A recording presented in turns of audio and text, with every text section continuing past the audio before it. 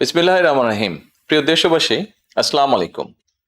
আজকে আমি আপনাদের সাথে একটি বিষয় নিয়ে খুব সংক্ষেপে দুটি কথা বলতে চাই।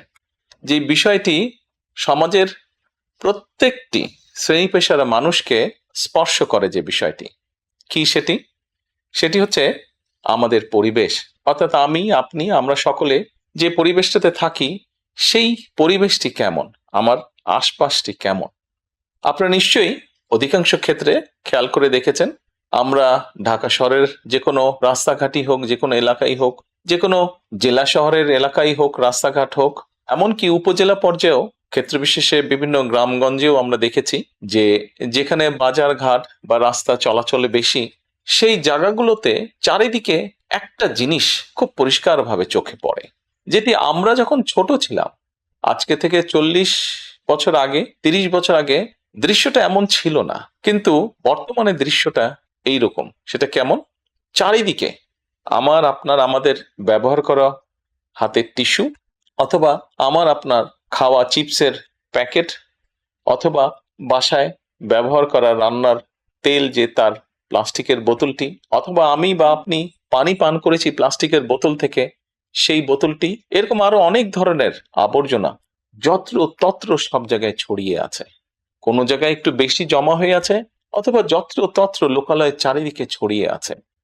চিন্তা করে দেখুন তো, আপনার ঘরে, যে ঘরটিতে আপনি থাকেন, যে বাসাটিতে আপনি থাকেন, যদি চারিদিকে এমন টিস্যু ছড়িয়ে থাকতো, যদি চারিদিকে এমন আবর্জনা ছড়িয়ে থাকতো, আপনার কাছে কি ভালো লাগতো দেখতে? নিশ্চয়ই না, আমাদের কারো কথাই ভালো লাগতো না। কবি তো সুন্দরভাবে লিখেছেন, সবুজ শস্য শ্যামলা আমারে ভুবন। তো আসুন না, আমরা কেন আমাদের পরিবেশটাকে সুন্দর করতে পারবো না? বাংলাদেশের অধিকাংশ মানুষই পায়ে হেঁটে চলে, অথবা রিকশায় যায়, অথবা বাসে চলাচল করে। এই মানুষগুলো যখন রাস্তা পার হয়, বিভিন্ন জায়গায় যখন আবর্জনা জমে থাকে, ময়লা থাকে, এই মানুষগুলোর কিন্তু অনেক কষ্ট হয়, বিভিন্ন জায়গায় অনেক দুর্গন্ধ হয় এই আবর্জনা জমে থাকে। তবে আমরা যদি সকলে মিলে একটু সচেতন হই, আমরা যদি নিজেরা সচেতন হই, যত্রতত্র যদি আমাদের ব্যবহারকৃত আবর্জনাগুলো যদি যত্রতত্র আমরা না ফেলে দিই, আমরা যদি একটি নির্দিষ্ট জায়গায় এই আবর্জনাকে জমা করি এবং নির্দিষ্ট উপায়ে যদি এটাকে পরে ধ্বংস করি, তাহলে যেমন আমাদের পরিবেশটি ভালো থাকবে, ঠিক একইভাবে আমরা আমাদের পরিবেশটাকে সুন্দরভাবে রাখতে পারবো। দেখুন, অনেক জায়গায় আমি দেখেছি, গত কয়েক মাসে যখন আমি দেশের বিভিন্ন জায়গায় গিয়েছি, হয়তো কোনো একটি পুকুরের পাশ দিয়ে যাচ্ছি, দেখেছি পুকুরের ভিতরে বিভিন্ন রকম ময়লা স্তূপ হয়ে পড়ে আছে, অথবা পুকুর পাড়ে বিভিন্ন ময়লা স্তূপ হয়ে পড়ে আছে। অথচ একসময় কিন্তু এই পুকুর পাড়ে এই মানুষ বিকেলে বসতো, গল্প করত পরিবার পরিজন নিয়ে, কিন্তু এখন আবর্জনার জন্য সেটি সম্ভব হয় না।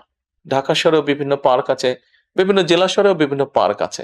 আমরা পার্কগুলোতে যাচ্ছি বিকেল বেলায় পরিবার পরিজনকে সাথে নিয়ে, কিন্তু গিয়ে যখন আমরা চিনেবাদাম খাচ্ছি, অথবা চিপস খাচ্ছি, অথবা বাচ্চারা লজেন্স খাচ্ছে, খেয়েই আমরা জিনিসটা সেখানে ফেলে দিচ্ছি। আমরা যখন যাই তখন হয়তো যারা পরিচ্ছন্ন কর্মী তারা হয়তো পরিষ্কার করে রাখছে, কিন্তু আমরা যখন বেরিয়ে আসছি তখন আর সেটি আগের মতন পরিষ্কার থাকছে না। কিন্তু যদি যে পরিষ্কার থাকতো, আপনি যদি পরিষ্কার করে রেখে আসেন, আপনার পরবর্তীতে যে যাবে সেও সেই পরিচ্ছন্নতা, সুন্দর পরিবেশটি উপভোগ করতে পারবে। কাজে আসুন না, আমরা যদি আজকে থেকে প্রত্যেকে সচেতন হই, আমাদের হাতের আবর্জনা বা ব্যবহৃত আবর্জনা যদি নির্দিষ্ট জায়গায় সুন্দরভাবে আমরা গুছিয়ে ফেলি, তাহলে ধীরে ধীরে হয়তো আমরা আমাদের এই বাংলাদেশটাকে আবর্জনা মুক্ত করতে পারবো, সুন্দর একটি পরিবেশ গড়ে তুলতে পারবো। দেশটা তো আমাদের সকলের। আমরা সকলে মিলে যদি চেষ্টা করি, সকলে মিলে যদি একটু একটু করে করি, তাহলে আমরা বড় কিছু করতে সক্ষম হব। প্রিয় দেশবাসী, আপনাদের কাছে আজকে এই সহযোগিতাটা আমি চাইছি। আমরা সকলে মিলে আসুন, চেষ্টা করি আমাদের দেশটিকে পরিষ্কার সুন্দর রাখতে। আমরা সকলে মিলে চেষ্টা করি আমাদের পরিবেশটিকে সুন্দর পরিষ্কার রাখতে, যা নিশ্চিত করবে আমাদের আগামী দিনের বংশধরদের জন্য একটি সুস্থ দেশ, সুস্থ পরিবেশ। সকলকে আন্তরিক ধন্যবাদ।